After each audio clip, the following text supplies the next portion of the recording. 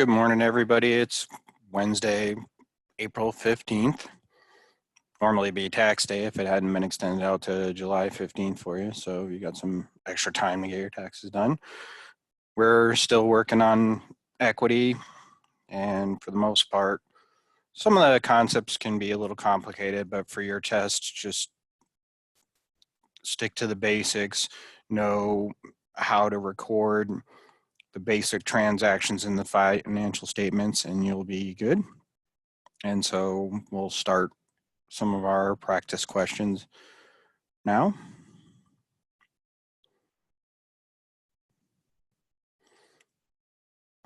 Okay, the first one is 8-10. We left off 8-9, and I just put a little reminder up there what was authorized, what was issued, what was treasury, and what was outstanding. And I'd like for you to, on question 8-10, answer numbers 1 through 3. Type your answer in the chat. When you're done, then I'll do number 4, 5, 6, and 7.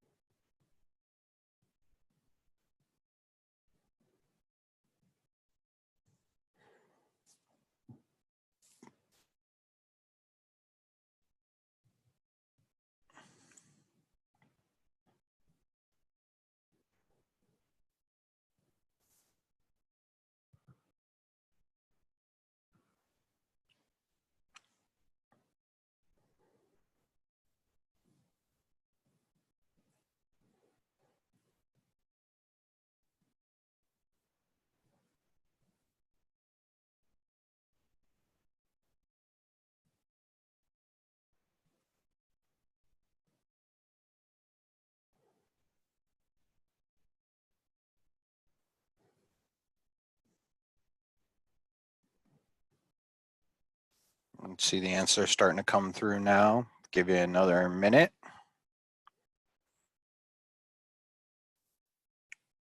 Remember, you're sharing this with me privately, so everybody should be doing their best to make an attempt.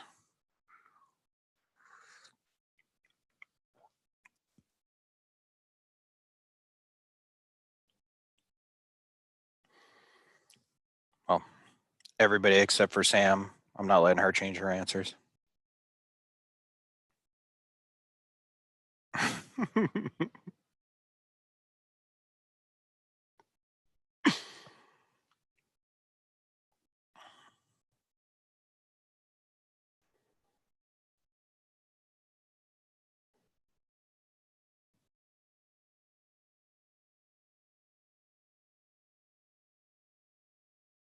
Good, Juliana.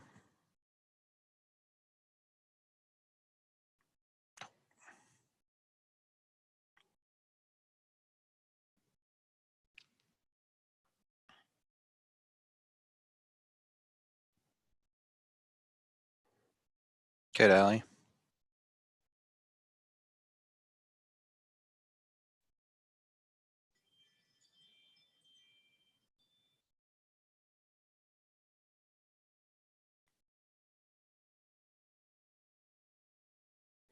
Okay. Good number of answers there. Most of them are correct, but some of you are reading through a little bit fast. So let's go ahead and look at the first one. So it says the number of shares authorized. So you kind of have to read through the paragraph carefully because some of you missed this part. So it says it sold 35,000 shares of the 1.5 million shares it's allowed to sell. So authorized would be 1.5 million. And then the number of shares issued is what it sold.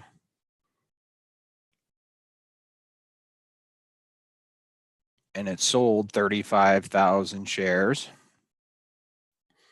Now we'd have to read through and just make sure that what it bought back, it didn't retire. So it did buy back 4,000 shares.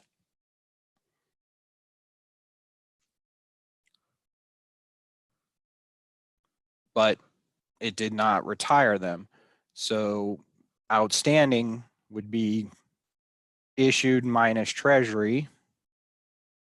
And so we'd end up with 31,000 shares there. So most of you got it right. There were a few that I think read a little quickly and thought 35,000 was the authorized amount. But other than that, everybody did pretty well for just waking up. By the way, by my count, this is Groundhog Day number 30.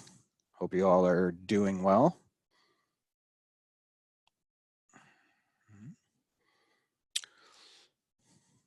There are no questions, then I'm going to go ahead and move on to the next part.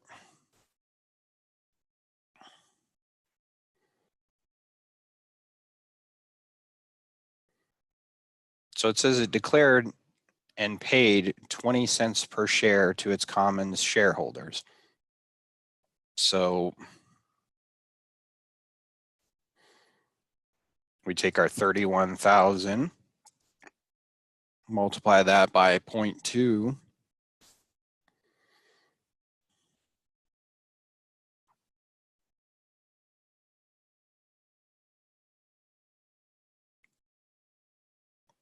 and we get 6,200.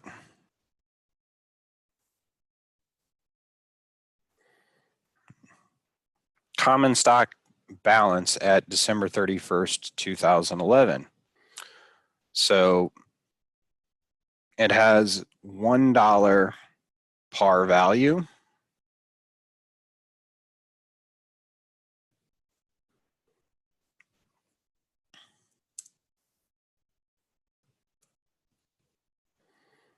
And so we take the number of shares issued and we multiply it by the par value.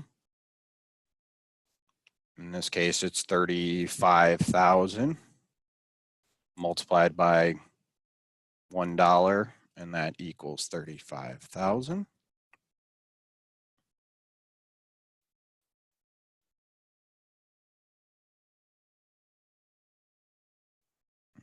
Additional paid in capital. It says that the shares sold for $8 each. So additional paid in capital for shares with par value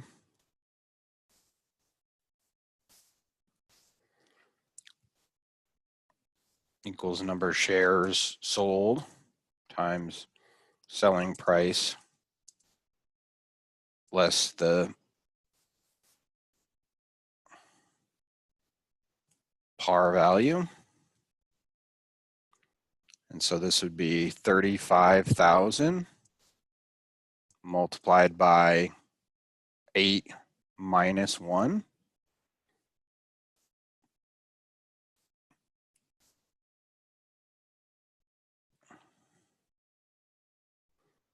So got 35,000 times 7, and that equals $245,000. Okay, I got a question in the chat. I'm going to pull that up.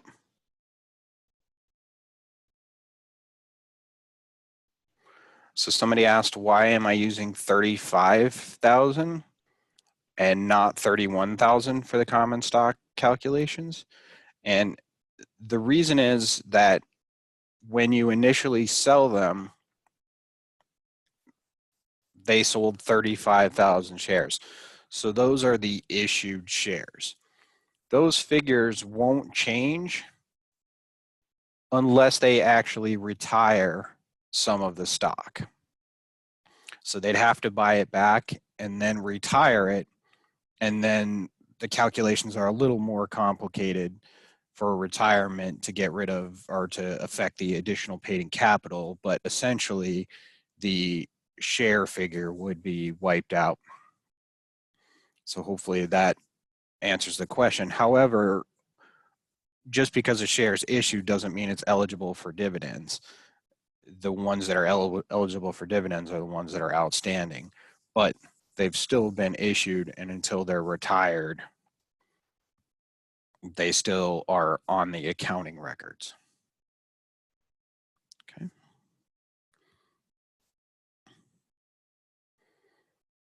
And then for 7, treasury stock equals the number of units multiplied by the cost. And so in this case, it bought back 4,000 shares at a cost of $6 each. So we have 4,000 units multiplied by $6. And so that's 24,000.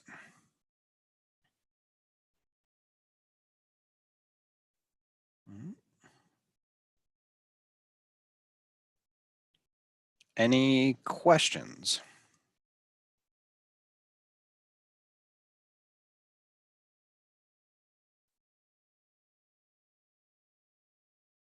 Okay.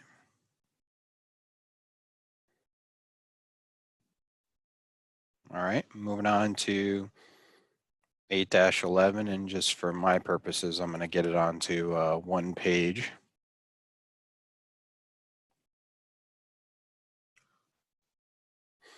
I'll leave that up for just a second to let people finish copying anything that they need, and then we'll move on.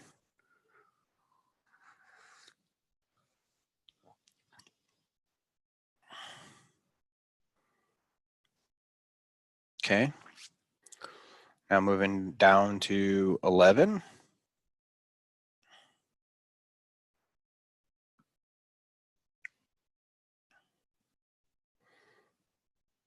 Again, we have 7 questions.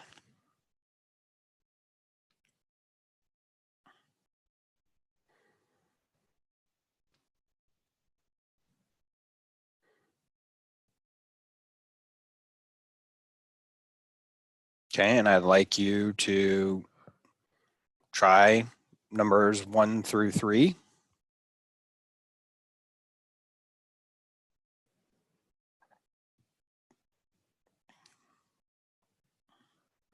And type it in the chat for me.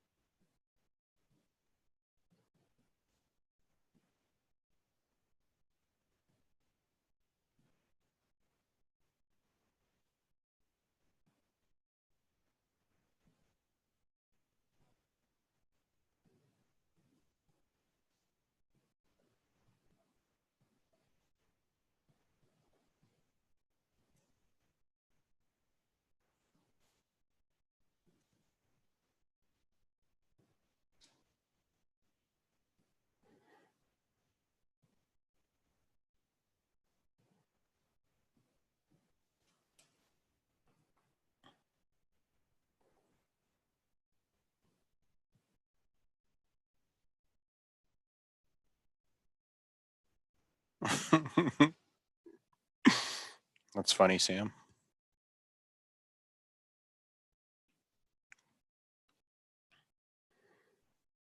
Give you about another minute and then we'll jump in.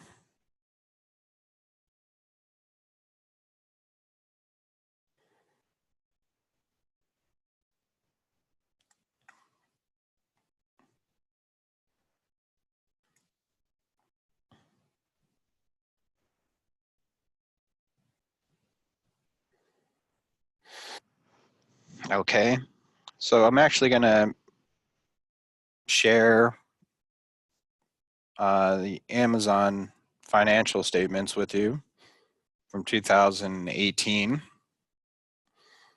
And just to try to get you to help get you to answer this one. So there was a pretty wide range of financial statements. I think everything was put on there, but the cash flows. And so I wanted to walk through some of the statements. So I'm going to minimize my chat window here for a second. If you have any questions, let me know. So we're starting with the statement of operations. This would be the income statement. And we see here that there's not anything related to stock in terms of selling the own stock. They do have some equity investments that it looks like they lost a little bit of money on, but that's not their own equity. So it's not on the income statement. And then the comprehensive income, which is in addition to the income statement. And then we move down to the balance sheet.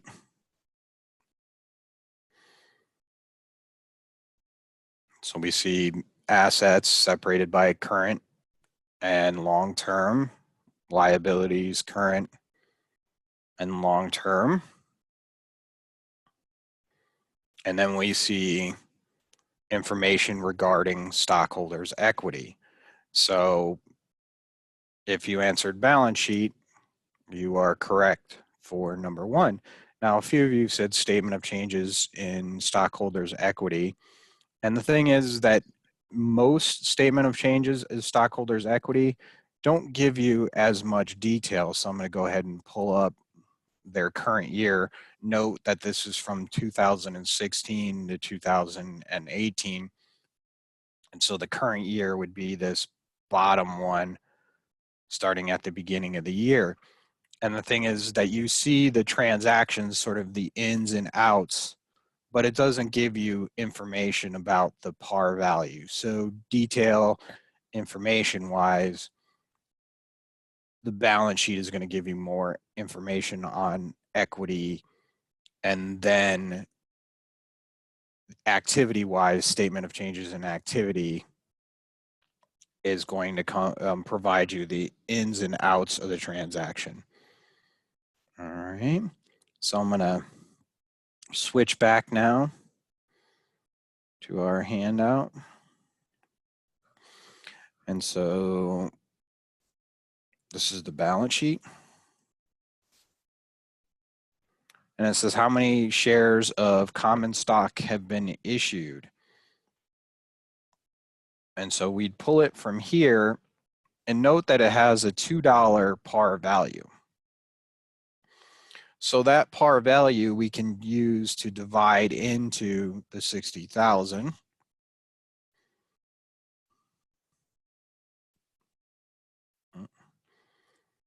So we have 60,000 divided by 2, and that equals 30,000.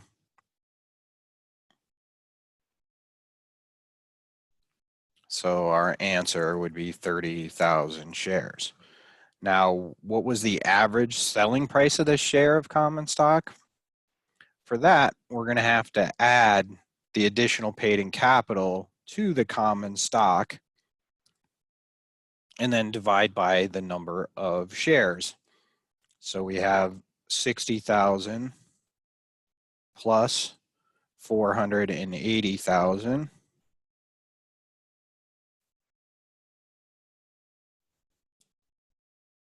divided by 30,000.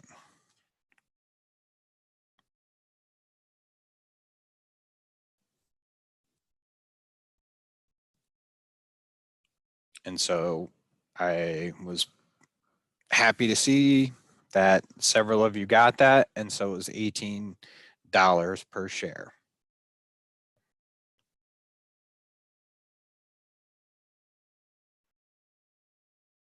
Okay. Any questions on parts 1 through 3? All right. Why don't you try 4 and 5? Type in your answers.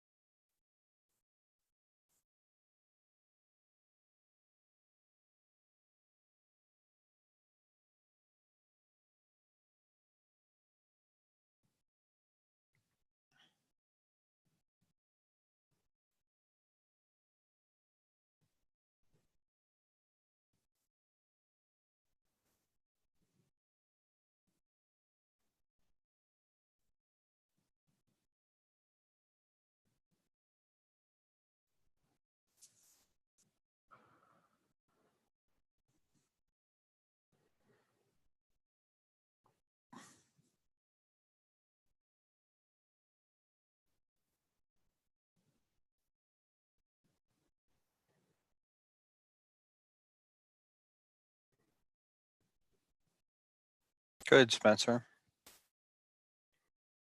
Good, Addie.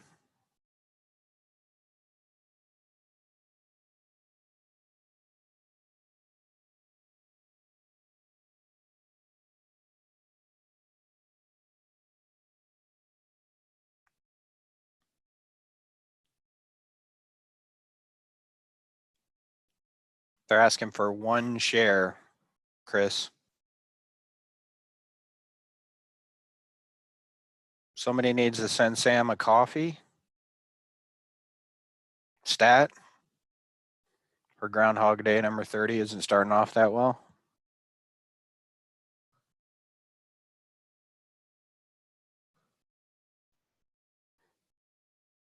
She's at least being entertaining, though. I appreciate that.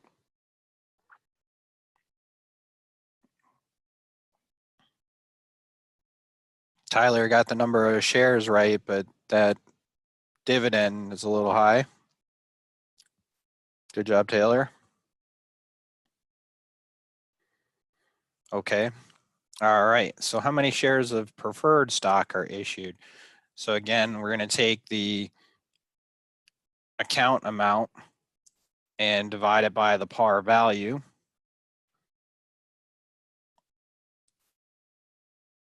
And so we have 40,000 divided by $100 par value, and that should be 400 shares. So that's 400. And now if you hold 1 share of the preferred stock, how much of a dividend would you expect? So this would be par value multiplied by the stated rate, and the par value of 100 multiplied by 5% equals $5. I think some of you may have been multiplying it out. If you were multiplying it out to get your total, so this would be per share, total would be $2,000. So I think a few of you made that calculation. Okay. Any questions?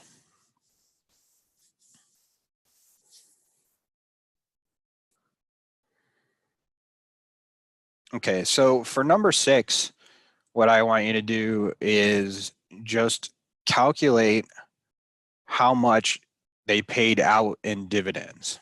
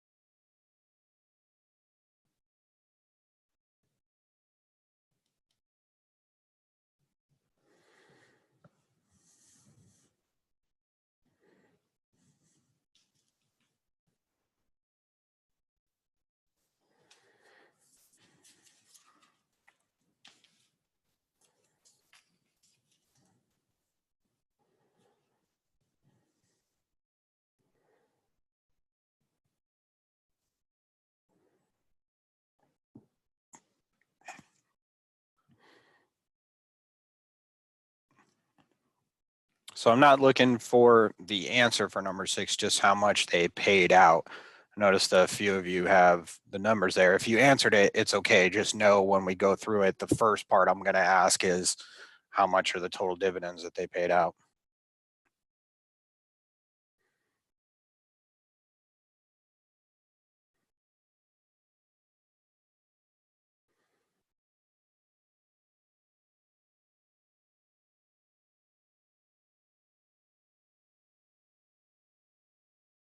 Give you another minute on that one.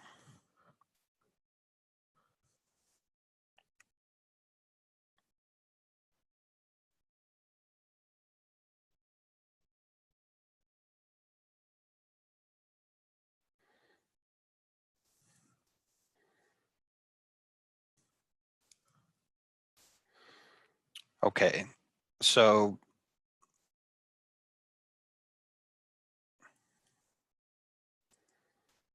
if I wanted to know the dividends, I'd take my beginning balance or my retained earnings beginning balance.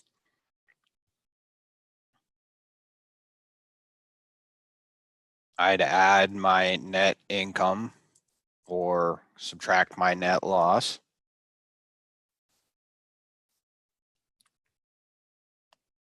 And then I would subtract the ending balance in retained earnings. And so in this case, my retained earnings beginning balance would be 50,000. My net income would be 17,800. Isn't it 60,000? 60,000 is the ending balance. And Oh. so minus 60,000 would be the retained earnings ending balance. And so our total dividends would be 7,800.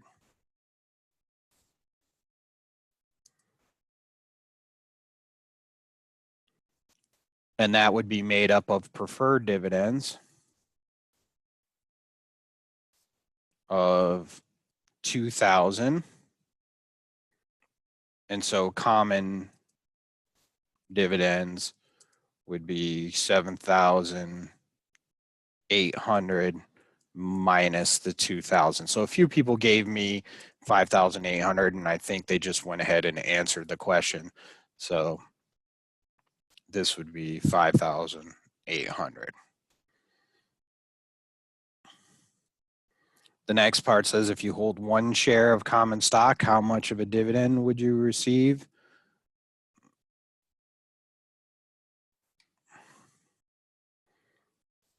So common dividends, 5,800. And we have to divide that by shares outstanding.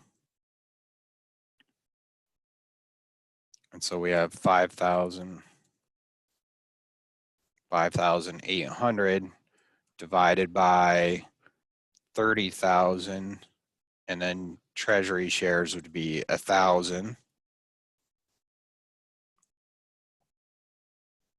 And so off the top of my head, that looks like 50 cents or 5 cents, but I can't tell.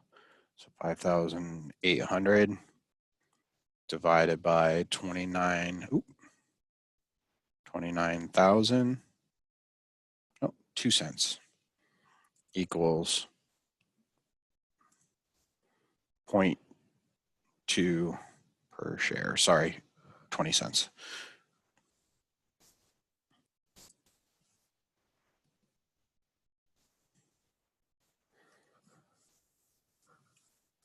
Any questions?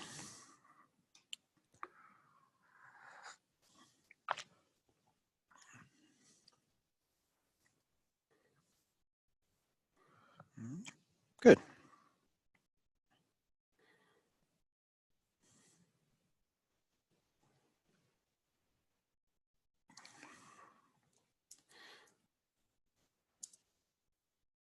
So we're going to talk a little bit about stock splits and stock dividends. And so stock splits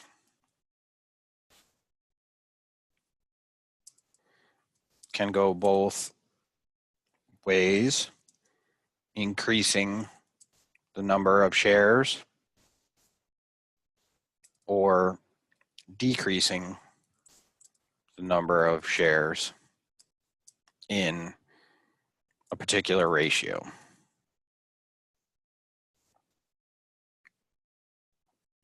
A stock split doesn't change, ownership percentage.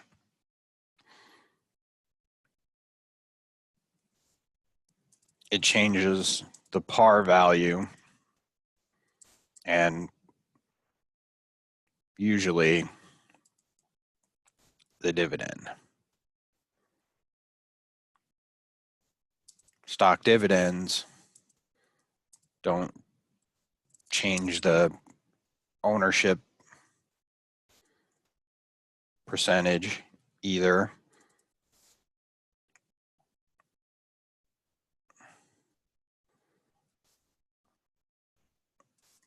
But generally doesn't affect the par value.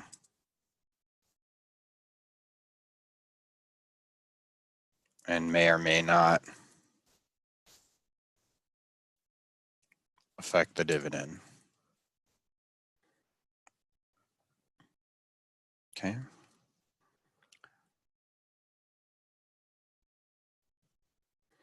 So it says, number 12 says, on February 1st, announced a 4-for-1 stock split.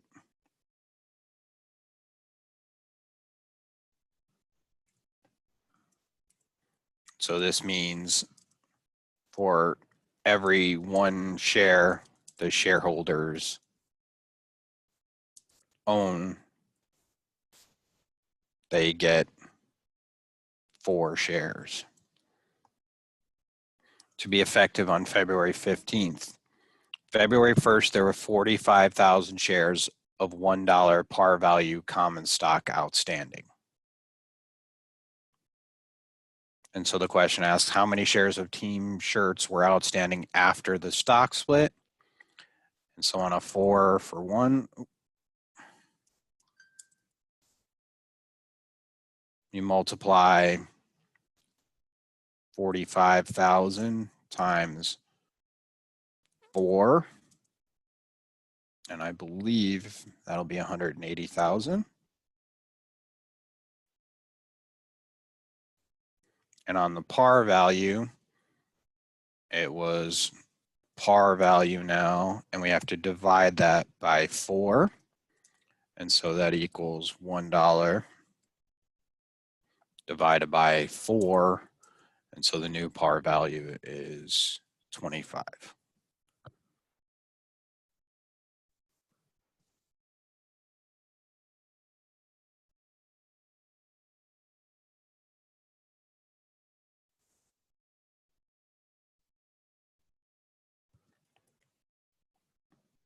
Okay. Any questions there?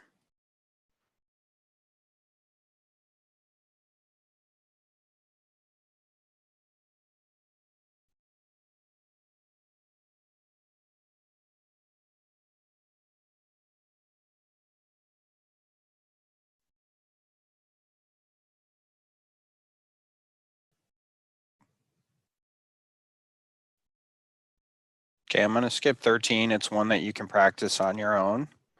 And I'm going to move down to number 14. And I'd like you to try number 14 and type in your answer. I apologize, somebody's blowing up my phone.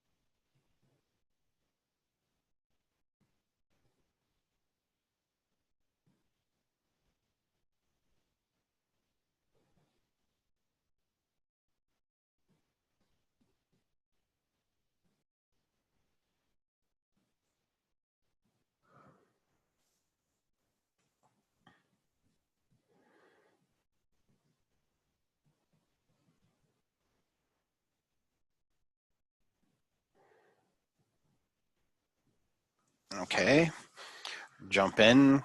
Got a bunch of A's and a couple B's. So let's see what we've got. So if we take our retained earnings beginning balance, we add to it our net income, and we deduct out our retained earnings ending balance. That should give us our dividends. So our beginning balance in retained earnings is 280,000.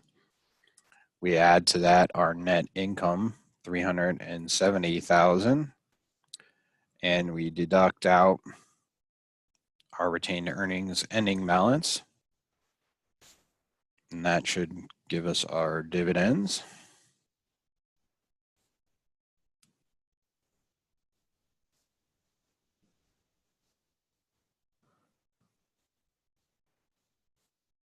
And that is 290,000. Okay. All right, so this is practice one similar to number 11 for number 15. So I'm not going to do that, but answers will be available for you if you practice it. Same thing with 16.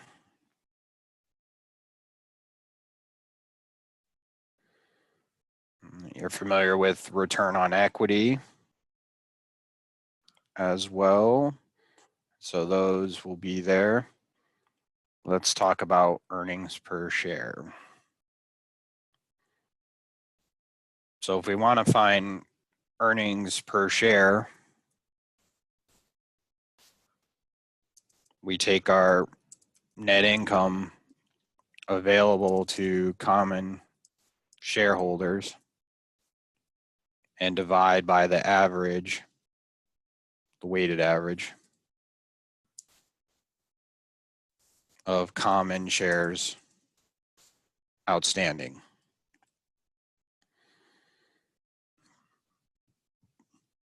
So in this case, they tell us the company had 100,000 shares of common stock outstanding on January 1. On September 1, it issued 30,000 of common shares. So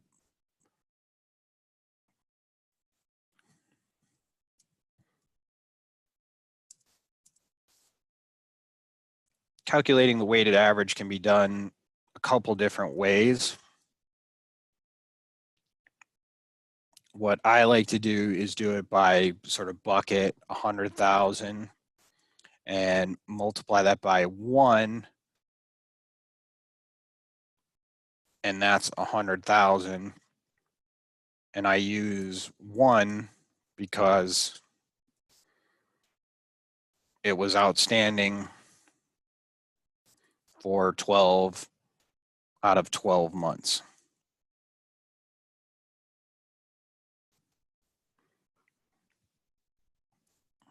Okay, and then it says it issued an additional 30,000 common shares. That's on September 1. So that's 4 months. So we have 30,000 times 4 divided by 12. So I think that's going to be 10,000, but let's check the math there.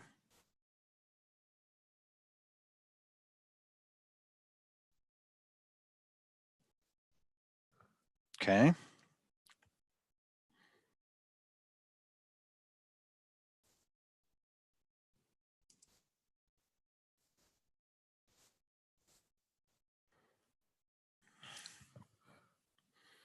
Albatross said no treasury stock. If its net income was 12,650, its earnings per share for the year was blank rounded to the nearest cent.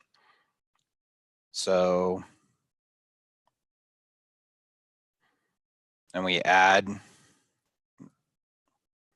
the total, 110,000.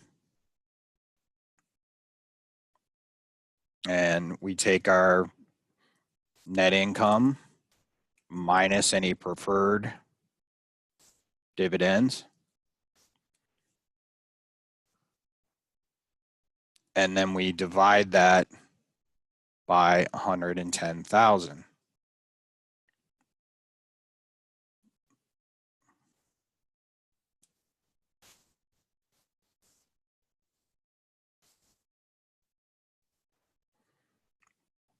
So in this case, 12,650 divided by 110,000.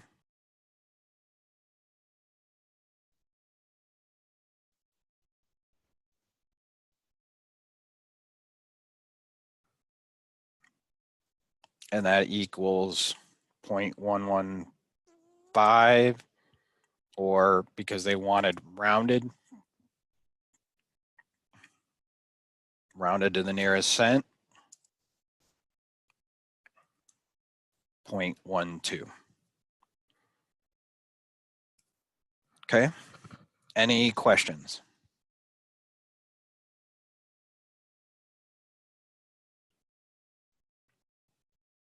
Okay.